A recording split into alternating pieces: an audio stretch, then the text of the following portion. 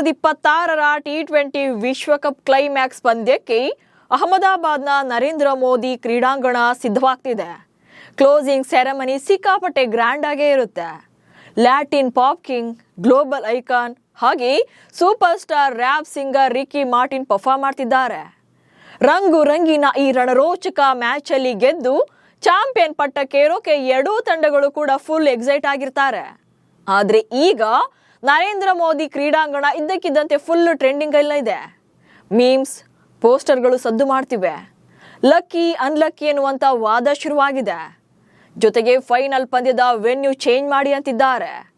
Social ಮೀಡಿಯಾದಲ್ಲಿ ಶುರುವಾಗಿರುವಂತ ಈ trend ಬಗೆಗಿನ ಒಂದಷ್ಟು ವಿಚಾರಗಳನ್ನ ಈ ವಿಡಿಯೋದಲ್ಲಿ ಹೇಳ್ತೇನೆ. ನಾನು ಶಾಂತ. ನೀವು ಸುದ್ದಿಯಾನದ ಸಬ್ಸ್ಕ್ರೈಬರ್ ಆಗೋದಿಕ್ಕೆ ಮರಿಬೇಡಿ. ಇಂಗ್ಲೆಂಡ್ ವಿರುದ್ಧ ಗೆದ್ದು ಭಾರತ ಫೈನಲ್ ಪ್ರವೇಶ ಪಡೆಯುತ್ತಾ ಇದ್ದಂತೆ ಕ್ರಿಕೆಟ್ ಅಭಿಮಾನಿಗಳೆಲ್ಲ ನರೇಂದ್ರ ಮೋದಿ ಕ್ರೀಡಾಂಗಣದ ಬಗ್ಗೆ ಮಾತನಾಡೋಕೆ ಶುರು ಮಾಡಿದ್ದಾರೆ. ಯಾಕಂದ್ರೆ ಟೂರ್ನಿಯ ಫೈನಲ್ ಪಂದ್ಯ ನಡೀತಾ ಇರೋದು ಇಲ್ಲೇ. ಇದೇ ಮೈದಾನದಲ್ಲಿ ಬಿಗ್ ಟೂರ್ನಮೆಂಟ್ಗಳಲ್ಲಿ ಕೋಟ್ಯಂತರ ಭಾರತೀಯರ ಹಾರ್ಟ್ ಬ್ರೇಕ್ ಆಗಿದೆ. ಈಗ ಅಭಿಮಾನಿಗಳಿಗೆ ಮತ್ತೆ ಅದೇ ಆತಂಕ ಶುರುವಾಗಿದೆ. ಫೈನಲ್ ಪಂದ್ಯ ಶಿಫ್ಟ್ ಮಾಡಿ ಅಂತಿದ್ದಾರೆ ಫ್ಯಾನ್ಸ್. ಭಾರತ ಹಾಗೆ ನ್ಯೂಜಿಲೆಂಡ್ ತಂಡಗಳು ಫೈನಲ್ನಲ್ಲಿ ಇದೇ ಭಾನುವಾರ ನರೇಂದ್ರ ಮೋದಿ ಕ್ರೀಡಾಂಗಣದಲ್ಲಿ ಮುಖಾಮುಖಿ ಆಗ್ತಾರೆ. ಸತತ 2ನೇ ಬಾರಿ ಟ್ರೋಫಿಯನ್ನ ಗೆಲ್ಲೋಕೆ ಟೀಮ್ ಇಂಡಿಯಾ ರೆಡಿ ಆಗ್ತಾ ಇದ್ರೆ ಮೆನ್ ಇನ್ ಬ್ಲೂ ಬಾಯ್ಸ್ ನ ಹೊತ್ತು ಮೆರೆಸೋಕೆ ಅಭಿಮಾನಿಗಳು ಕೂಡ ಕಾಯ್ತಾ ಇದ್ದಾರೆ. ಆದ್ರೆ ಕೆಲವರು ಪಂದ್ಯ ನಡೆಯಲಿರುವಂತಹ ಸ್ಟೇಡಿಯಂ ಅನ್ನ ವಿರೋಧ ಮಾಡ್ತಿದ್ದಾರೆ. ICC ಟೂರ್ನಮೆಂಟ್ಗಳಲ್ಲಿ ಯಾಕೆ ಯಾವಾಗಲೂ ಕೂಡ ಬಿಗ್ ಈವೆಂಟ್ ಗಳನ್ನ ಇಲ್ಲೇ ಆಯೋಜನೆ ಮಾಡ್ತೀರಿ, ಪಂದ್ಯವನ್ನ ಬೇರೆ ಕಡೆ ಶಿಫ್ಟ್ ಮಾಡಿ ಅಂತಿದ್ದಾರೆ. ಸೊ ಇನ್ನೂ ಕೆಲವರು ಪನೌತಿ ಸ್ಟೇಡಿಯಂ ಅಂದ್ರೆ ಅನ್ಲಕ್ಕಿ ಸ್ಟೇಡಿಯಂ ಅಂತ ಪೋಸ್ಟ್ ಗಳನ್ನ ಹಾಕಿದ್ದಾರೆ. ಸೋಷಿಯಲ್ ಮೀಡಿಯಾ ಬಳಕೆದಾರರ ಈ ವಾದಕ್ಕೆ ಕಾರಣ ಈ ಹಿಂದೆ ಕ್ರೂಷಿಯಲ್ ಮ್ಯಾಚ್ಗಳಲ್ಲಿ ಭಾರತ ಪಂದ್ಯಗಳನ್ನ ಸೋತಿರೋದು. 2023ರ ಏಕದಿನ ವಿಶ್ವಕಪ್ ಸೌತ್ ಆಫ್ರಿಕಾ ವಿರುದ್ಧ ಸೋಲು. ಭಾರತದ ಅಭಿಮಾನಿಗಳಿಗೆ ಸ್ಟೇಡಿಯಂ ಬಗ್ಗೆ ಬೇಸರ ಮೂಡೋಕೆ ಅತಿ ದೊಡ್ಡ ಕಾರಣ 2023ರ ಏಕದಿನ ವಿಶ್ವಕಪ್ ಫೈನಲ್ ಪಂದ್ಯ. ರೋಹಿತ್ ಶರ್ಮಾ ಅವರ ನಾಯಕತ್ವದಲ್ಲಿ ಇಡೀ ಟೂರ್ನಿಯಲ್ಲಿ ಸೋಲನ್ನೇ ಕಾಣದೆ ಫೈನಲ್ಗೆ ಗ್ರ್ಯಾಂಡ್ ಆಗಿ ಬಂದಿದ್ದಂತ ಭಾರತ ಫೈನಲ್ ಪಂದ್ಯದಲ್ಲಿ ಆಸ್ಟ್ರೇಲಿಯಾ ವಿರುದ್ಧ ಸೋತು ಟ್ರೋಫಿಯನ್ನ ಮಿಸ್ ಮಾಡಿಕೊಂಡಿತ್ತು. And for the first time ಆ ಟೂರ್ನಿಯಲ್ಲಿ ಕೊನೆ ಮ್ಯಾಚ್ ಅಲ್ಲಿ ಭಾರತ ಪರ 10 ವಿಕೆಟ್ಗಳು ಕೂಡ ಬಿದ್ದಿತ್ತು.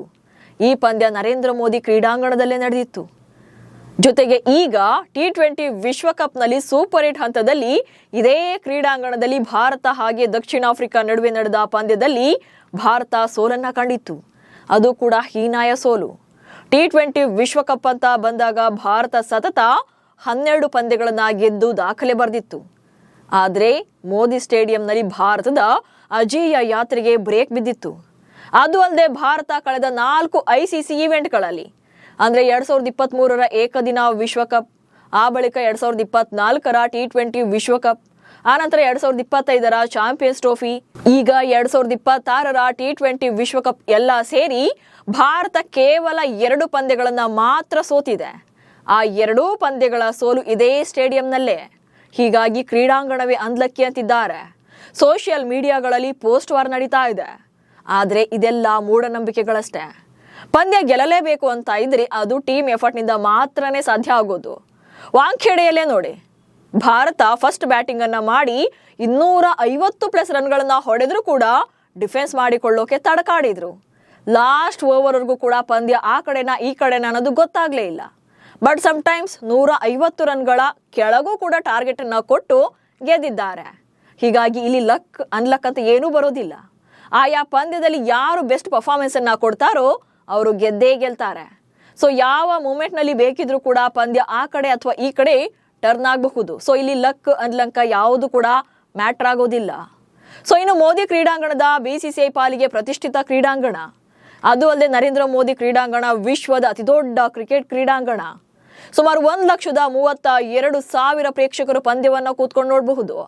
ಹಾಗೆ ಅನೇಕ ಸ್ಮರಣೀಯ ಪಂದ್ಯ ಜೊತೆಗೆ ಐತಿಹಾಸಿಕ ಕ್ಷಣಗಳಿಗೆ ಸಾಕ್ಷಿಯಾಗಿದೆ. ಹೀಗಾಗಿ ಈ ಸಲ ಕೂಡ ಮೈದಾನದ ತುಂಬೆಲ್ಲ ಫೈನಲ್ ಪಂದ್ಯಕ್ಕಾಗಿ ಬ್ಲೂ ಜೆರ್ಸಿಯನ್ನ ತೊಟ್ಟು ಕ್ರೀಡಾಂಗಣಕ್ಕೆ ನೀಲಿ ಚಿತ್ತಾರ ಬಿಡಿಸಿದಂತಿರುವಂತ ಅಭಿಮಾನಿ ಸಾಗರದ ಮುಂದೆ ಈ ಸಲ ಟೀಮ್ ಇಂಡಿಯಾ ಬಾಯ್ಸ್ ಟಿ20 ವಿಶ್ವಕಪ್ ಟ್ರೋಫಿ ಗೆದ್ದಾಗ ಹಿಂದಿನ ನಂಬಿಕೆಗಳೆಲ್ಲ ಮರೆಯಾಗುತ್ತೆ. ನಮಸ್ಕಾರ.